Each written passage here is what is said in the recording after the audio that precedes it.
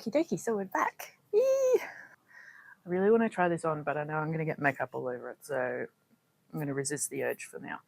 So I went out yesterday to get a few things for this next stage, and that was my artwork, which I drew up some Australian flowers.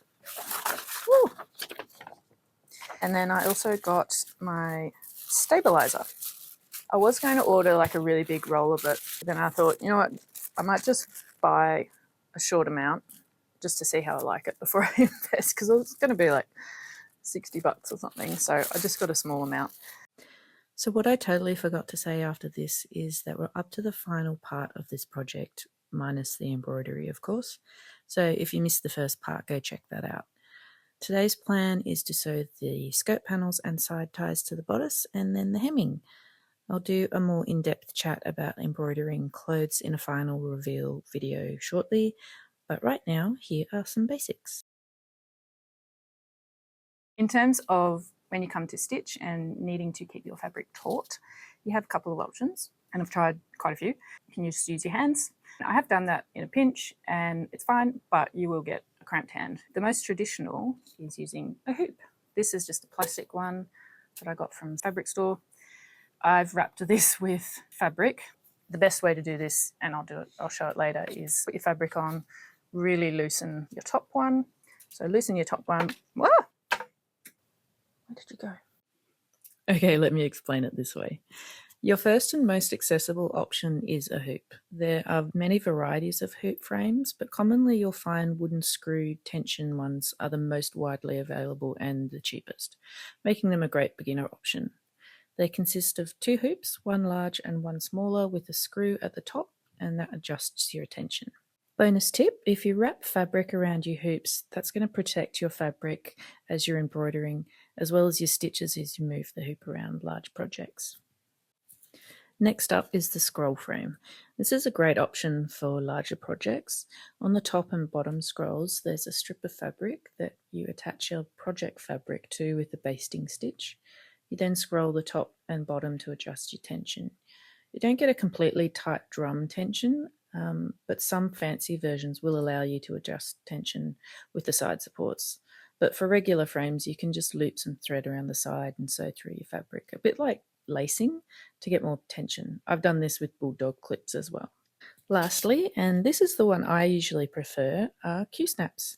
These are plastic tubes that clip together into a square or rectangle, and then PVC clamps hold your fabric in place. I love these because they're easy to put together, they're lightweight and interchangeable. Another great benefit is that they don't crease your fabric as much as traditional hoops do.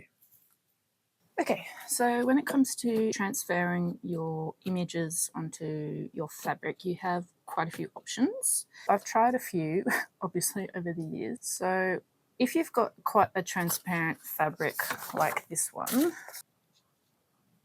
obviously you can see it. So then you can use a variety of pens or even pencil. So one is the Sew Line pencil, and they even have an eraser. I don't use this one a whole lot because on a fabric like this, it's a bit sharp and can tear, but that is one option. Another one is this one, which I came across recently, and this is not the proper pen, this is a refill. This is a heat erasable one, which is fantastic. I really like this. I have heard that in cold climates it can reappear, so if you're doing really fine work, just keep that in mind. If you're doing really thick stitches, these are quite fun. I got these from Sublime Stitching years ago, and I haven't used them much because I do quite fine work, but they're permanent ink. And I can't remember exactly how to use these, but I think you can draw straight onto the fabric or onto paper and then you iron it on because it says iron on transfer. Another common one is transfer paper. Sublime Stitching is a really good place to get supplies. I actually taught myself years ago off a lot of her tutorials back in the day, and she has lots of great little supplies. She even does her own thread. So transfer paper is exactly what it sounds like. There's carbon paper. I think there's even a white one for coloured. And depending on your design, you can reuse these over and over again and just fill in if there's any gaps.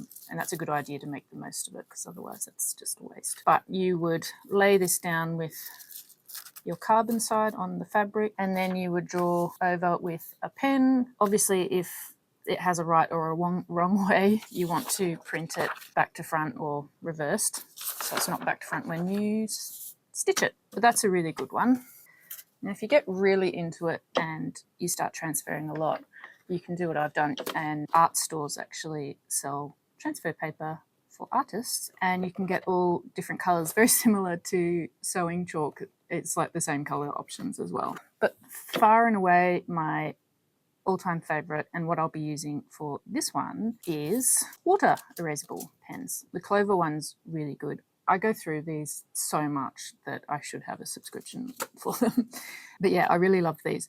You have to make sure you get the water erasable, which is usually blue, but double check, because they also make air erasable, which usually come in pink or purple, and they are great for if you have a small piece that you know you're doing in one day. Water erasable is good because it will last until obviously you wash it. So for a big project like this, it's going to last a long time. Okay, so for mine, I have got 4 pieces here for my 2 panels, and also to go on the bodice piece a little bit. And I've done a mock-up, which I'll show on screen now, of the placements. So I'm going to refer to that. But essentially, say we're doing this large Banksia. I just get my position, and for me, I'll just use a couple of weights, try and keep it as flat as possible. Take a deep breath and you'll be okay.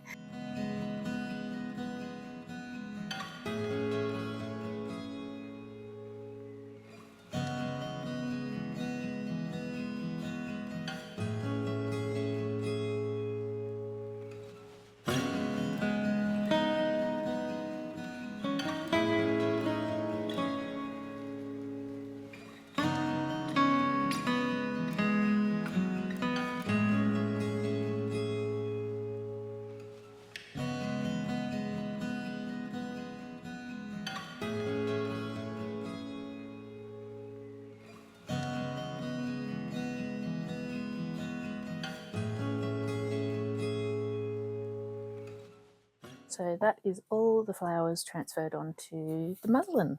And also we've got the flowers on front and back of the bodice.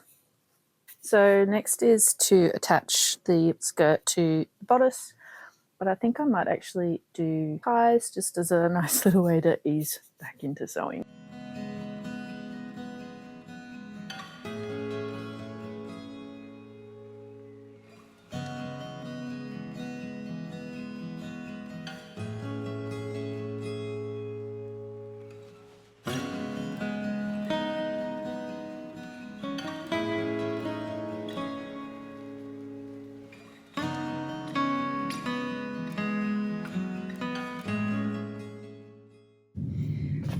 Ties done.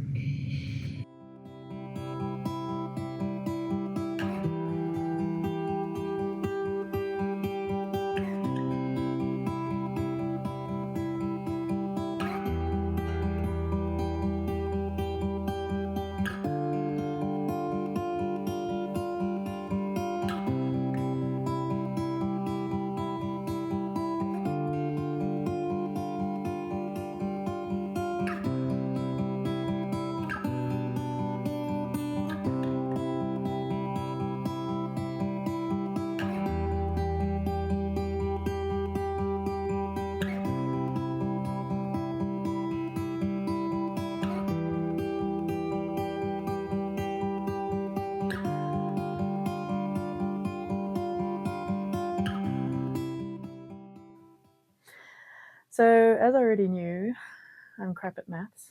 My skirt panels are not wide enough. So I'm going to continue with the theme of mistakes lead us to beautiful places, and I think I may have a solution. Okay, so I found this trim in my stash, which I think I got from Reverse Garbage, and it's like the perfect amount for the 2 panels. So I'm taking that as a sign. Clearly it's still a little bit short, so I've got enough of the stripe fabric left that I think I might just do another panel, sew that on, sew the trim, and then I think I should have plenty to gather in. Okay, I thought I should probably try this on, see if there's any other disasters. And I've realized that because I bound the edges, I've got that 2 centimeters extra that I didn't end up needing. So I think a quick solution is just going to be to fold it down. And I actually quite like the look of that more than the bound edge. So win-win. I think we're okay. We're okay. So now I'm just going to cut 2 more panels and sew them together, and I'll come back to you then. Okay. It's got quite dark now, but we are almost done. New panels. So now it's time to attach these guys together. Now, I keep getting muddled up with my French seams. I have to remember wrong sides together, right sides together, I think. Anyway, let's do it. Gathering stitch. Let's take a breath, Jordan. You can do this.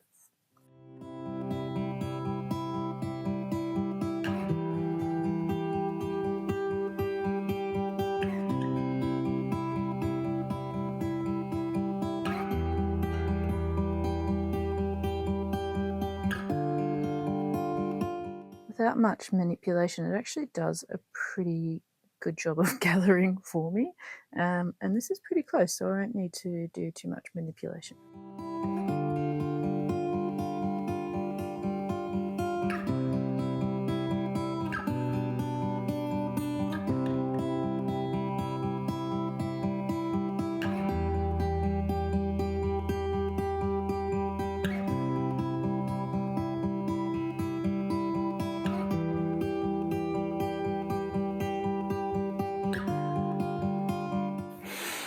Okay, I don't recommend doing a French seam on gathering stitches. Okay, hold on. Sorry about the sound. I mean, I think it's fine. It could be better. I mean, I may come back and redo that at some point. But let's do the back one, and let's just overlock that this time.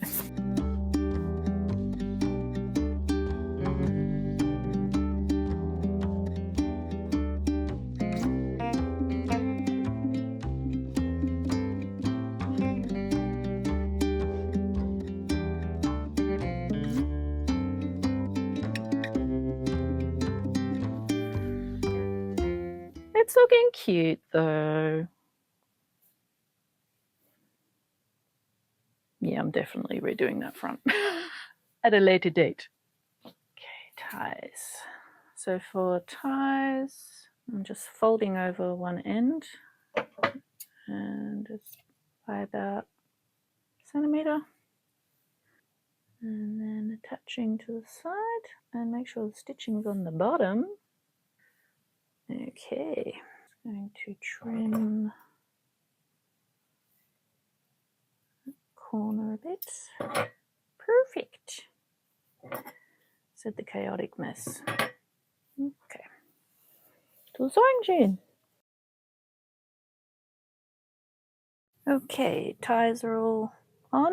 So now we just need to do the hems. So 1 centimeter and then 3 inches, which I can't remember what that was, but I'll put that on the screen. Oh boy, my phone storage maxed out again, and it was 7 p.m. by this time, so I just kept going without filming. But you all know what hemming looks like anyway. So the dress is basically all sewn up, and it's just the embroidery left to do. As I said, that will take a while, so follow me on socials to see the progress. I'm anticipating a few weeks and hoping to have it done by early spring. I have some sewing plans for spring that I'd love to wear this with. The stripe panel's larger than I would have liked, and I lost that filet crochet trim in place of this broderie trim, but I think it'll grow on me. So let's see how she looks.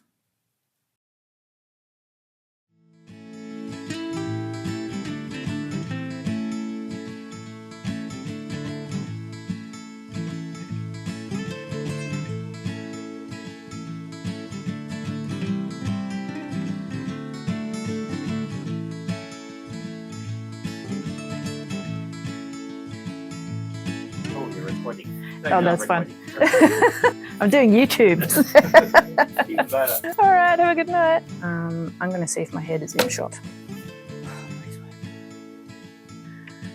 This is... okay, no one cares. So, I'm going to cut now.